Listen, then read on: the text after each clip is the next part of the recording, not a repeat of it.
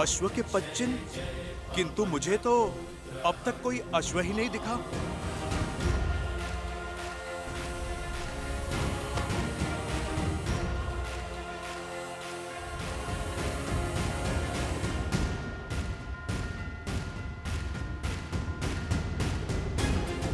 बालकों के पदचिन्ह, अवश्य ही वो ऋषि कुमार ही होंगे।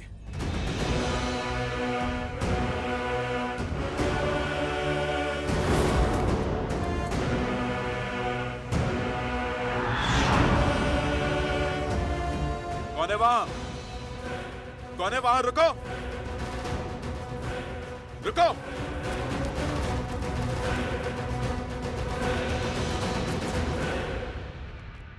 लव, आ गए तुम सब?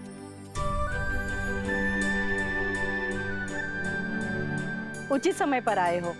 पूजा आरंभ होने वाली है। स्वर कमल कहाँ है?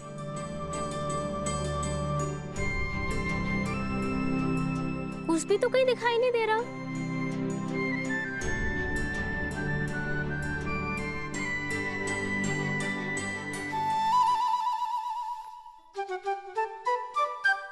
कौन है वहां पर?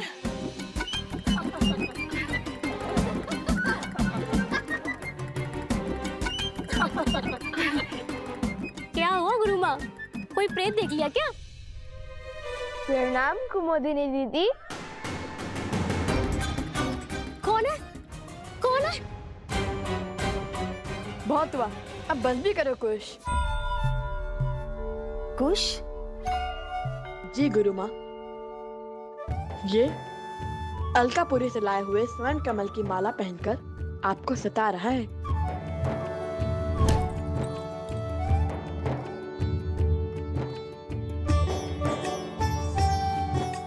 क्षमा करे गुरु माँ, बड़े दिन हो गए आपका मनोरंजन नहीं किया, तो सोचा। हमें भी तुम्हारे इस उपहास और मनोरंजन की कब से प्रतीक्षा थी। ये माला ले लीजिए गुरु माँ, किंतु स्मरण रहे पूजा संपन्न होने के बाद हमें ये माला यक्षराज कुबेर को लौटानी होगी।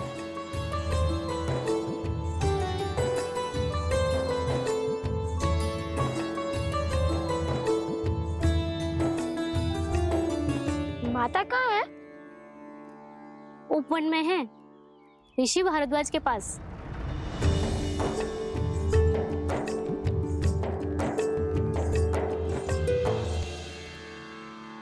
पुत्रों के भविष्य का विचार सदा वर्तमान पर हावी रहता है। देवी, आप इस पुष्प की भांति हैं। भूमिजा है, भूमि देवी की पुत्री। भूमि देवी जिनका एक नाम अचला है, जो कभी विचलित नहीं होती, इसलिए सदा प्रफुल्लित हैं, फलों और फूलों से भरी है। और जब भूमिजा स्वयं भविष्य की चिंता करेंगी, तो धर्म के आचरण में बाधा उत्पन्न होना स्वाभाविक है। चलिए, क्या राम से विवाह करने से पहले आपने भविष्य के बारे में पूछा था? और वनवास स्वीकार करने से पहले यदि भविष्य जान जाते, तो क्या आप दोनों वनवास स्वीकार कर पाते?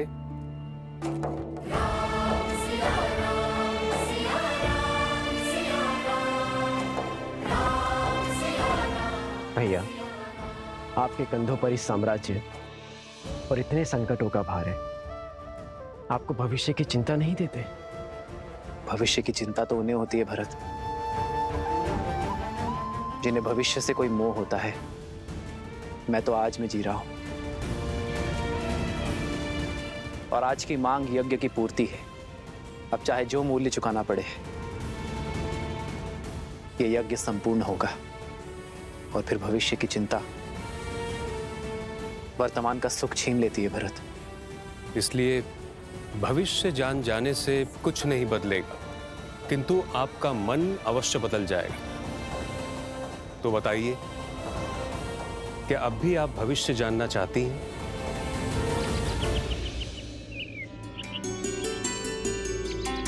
प्रेम समर्पण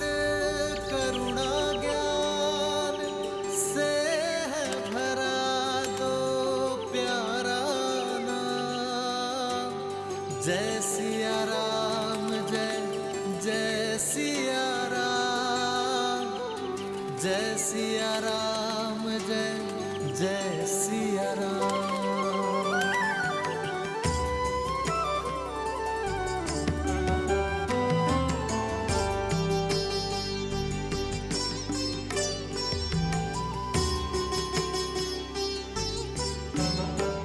मेरे पति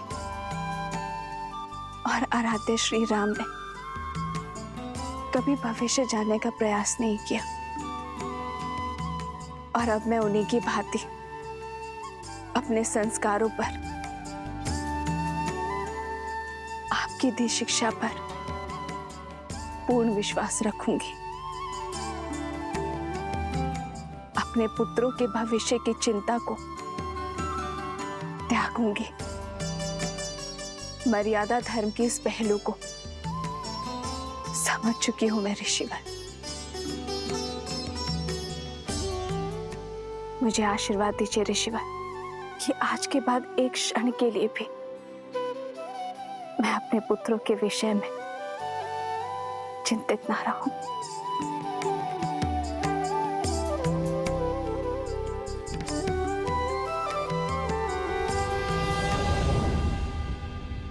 भैया, तो कौन सी चिंता आपके मन को सता रही है जो आप यहाँ भाभी माँ की मूर्ति के सामने ध्यान लगाने चले आए? लव कुश की।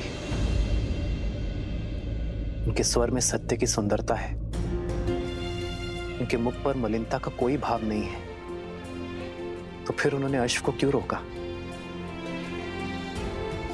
धर्म का उल्लंघन क्यों किया? मुझे आशा तो केवल इतनी है भरत कि उनके इस कृत्य के लिए मुझे उन्हें हराना या दंडित ना करना पड़ जाए।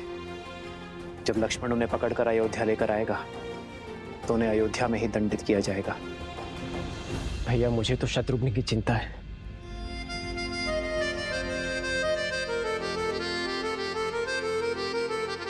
इक्ष्वाकु के वंशजों को हानि पहुंचाना इतना सरल नहीं है भरत। और फिर शत्रुघ्न को खोजने का बेड़ा तो स्वयं हनुमान ने उठाया है, फिर कैसी चिंता? हनुमान पर विश्वास रखो भरत। अब संकट मोचन ही हमें इस संकट से उभारेंगे। जय हनुमान ज्ञान गुण सागर, जय कपीस तिहु लोक उजागर, रामदूत अतुलित बल धामा, अंजनी पुत्र पवन सुत नामा। राम दुआरे तुम रखवारे, होत न आज्ञा बिनु पैसारे। पावन तेज सम्हारो आपे, दीन लोक हाथ करे कापे।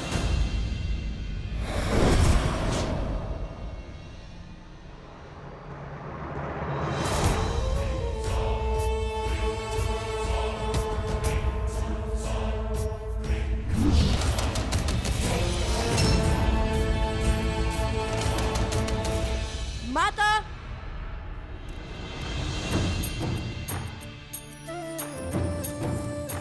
माता,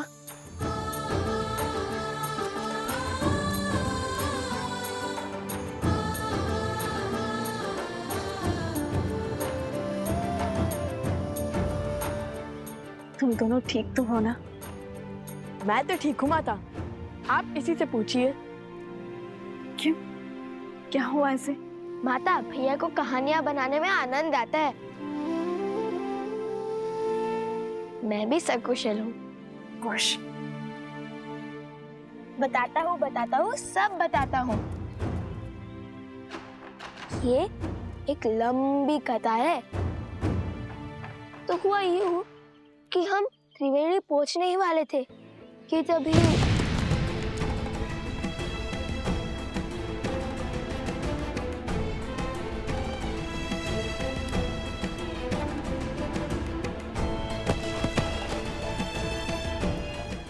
पुत्र पर इतनी बड़ी विपदा पड़ी। तुम स्वस्थ हो ना कुश? बताओ।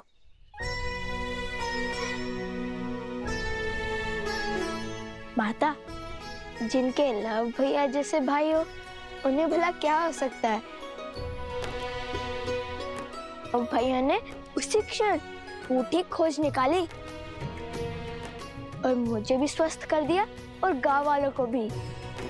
मेरा पुत्र, सदा ऐसे ही एक दूसरे की ढाल बनना, एक दूसरे का ध्यान रखना।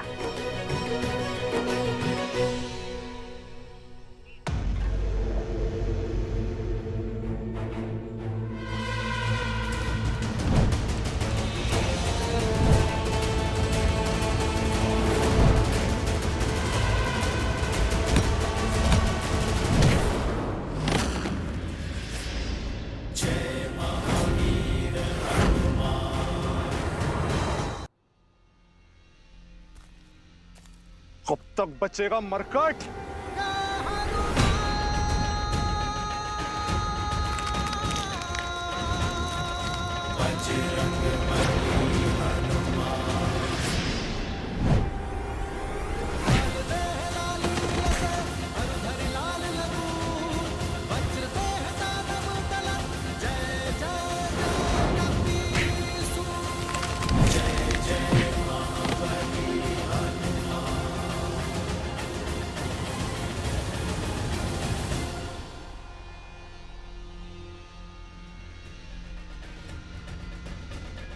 बचाइए महाराज, रक्षा कीजिए।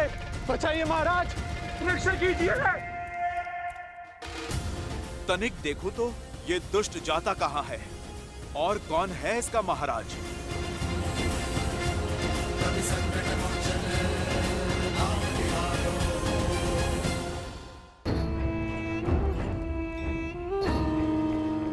चलो, एक कार्य तो शुभ हुआ।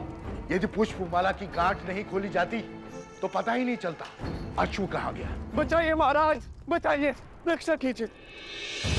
महाराज, रक्षा कीजिए मेरी। क्या हुआ बानासुर? किससे मार खाकर आए हो? उससे जिससे अक्षय कुमार, इंद्रजीत और स्वयं तुम्हारे भाई रावण ने मार खाई है, राम भक्त हनुमान से।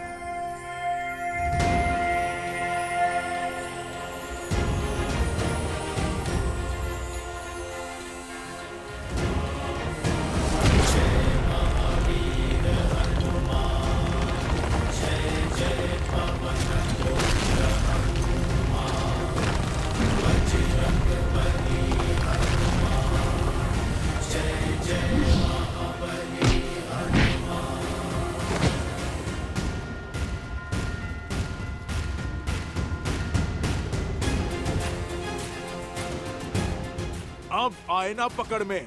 अब तुम्हें ना माया के प्रयोग का अवसर दूंगा, ना ही छल के प्रयोग का।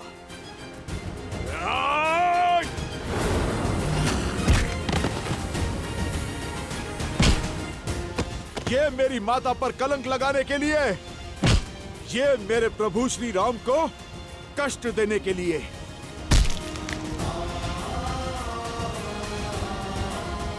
और ये उस राक्षसी सोच के लिए जिसने अयोध्या में एक युद्ध को जन्म दिया।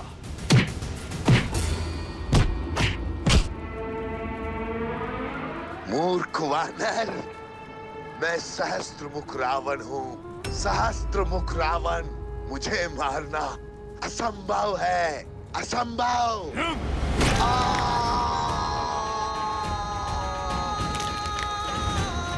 प्रभु श्री राम का नाम लेने के बाद क्या करना असंभव है दुष्ट? कदाचित तुम्हें ज्ञात नहीं, ये राम भक्त संहार करता है, महादेव का अंश है। और आज अपने आराध्य प्रभु श्री राम का नाम लेकर तुम्हारा संहार करूंगा मैं। मेरे प्रभु की अयोध्या में लोक अपवाद से लेकर विचारों के अवसाद तक सभी के कारण तुम हो। बहुत घोर दुख दिए हैं तुमने मेरे प्रभु श्री राम को।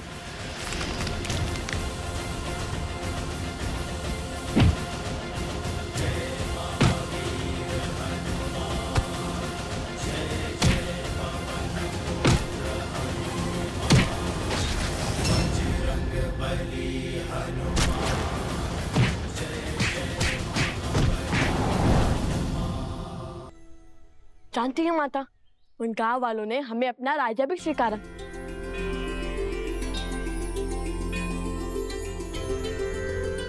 तो फिर आओ मेरे राजकुमारों, भीतर चले। राम सिया राम जय जय राम। राम सिया राम जय जय राम। राम सिया राम जय जय राम। राम सिया राम जय जय राम। आओ।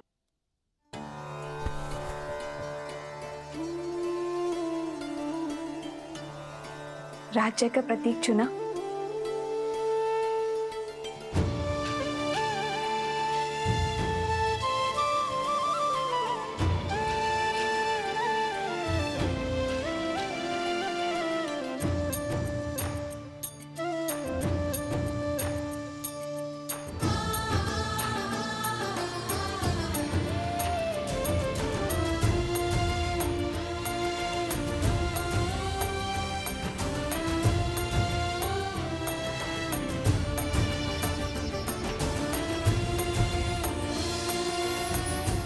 ये हुआ तुम्हारा गांव और ये धरा की चिन्ह, और ये जो घड़ा है ये भूमि देवी का प्रतीक है, और स्वास्तिक सूर्य देव का आशीर्वाद। अब हुआ ना राजा होने का आभार। अयोध्या के छत्र और मर्यादा धर्म की ध्वजा को लेकर निकले अश्वमेध यज्ञ के अश्व को रोकने का दुस्साहस किया है उन दोनों बालकों ने। जो अश्व समस्त संसार के असुरों का नाश करने में सक्षम है, उसे छिपाने का दुस्साहस किया है ऋषि कुमारों ने। इसीलिए मैं दशरथ नंदन रामानुज लक्ष्मण उन दोनों अपराधियों को बंदी बनाकर महाराज के समक्ष प्रस्तुत करूंगा, और इसमें मेरा सहयोग करेगी मेरी ये सेना अर्थात आप सभी, क्योंकि हमारे होते हुए दो बालक अयोध्या का मान तो नहीं घटा सकते। अच्छा, वैसे तुमने जो मुझे कथा सुनाई उसके अनुसार तुम सुबह बूटी लेने गए और रात्रि में लौट आए, तो उस बीच तुम दोनों ने क्या किया?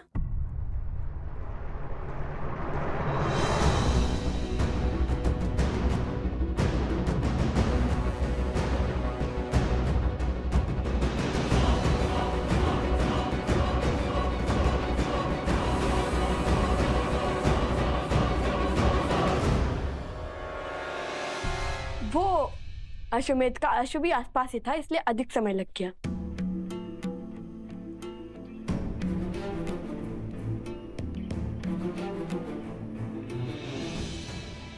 राजा के लिए राज्य और प्रजा की हित से अधिक महत्वपूर्ण कुछ नहीं होता। तो तुम दोनों सदा धर्म की आज्ञा का पालन करना, न्याय के पथ पर चलना। हम आगे क्या करने वाले हैं वो जानने में आपको कोई रुचि नहीं? ऋषि भारद्वाज ने मुझे प्रश्न पूछने से मना किया है, और वैसे भी मुझे अपने संस्कारों और भगवान वाल्मीकि की दी गई शिक्षा पर पूर्ण विश्वास है। और जो कोई भी उन दोनों का सहयोग कर रहा है वो भी अधिक समय तक बचेगा नहीं।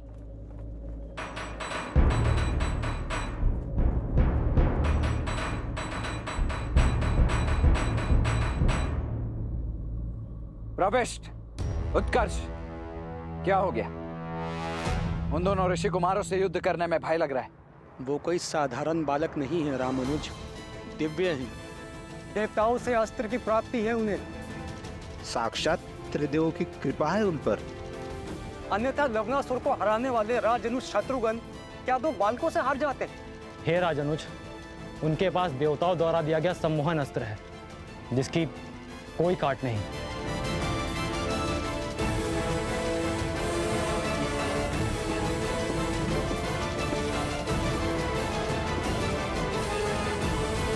उन दोनों के सिर पर चाहे जिस किसी का भी हाथ हो, मुझे इससे कोई अंतर नहीं पड़ता है। मैं केवल इतना जानता हूं कि अश्वमेध यज्ञ के अश्व को रोककर उन्होंने एक पाप किया है और उस पाप के दंड स्वरूप उन्हें महाराज को सौंपना हमारा दायित्व है। और यदि उन दोनों के पास सम्मोहन अस्त्र है तो मेरे पास भी अरुणास्त्र है। जागृति के देवता अरुण प्रत्येक सम्मोहन की काट है। बोलो जय श्री राम।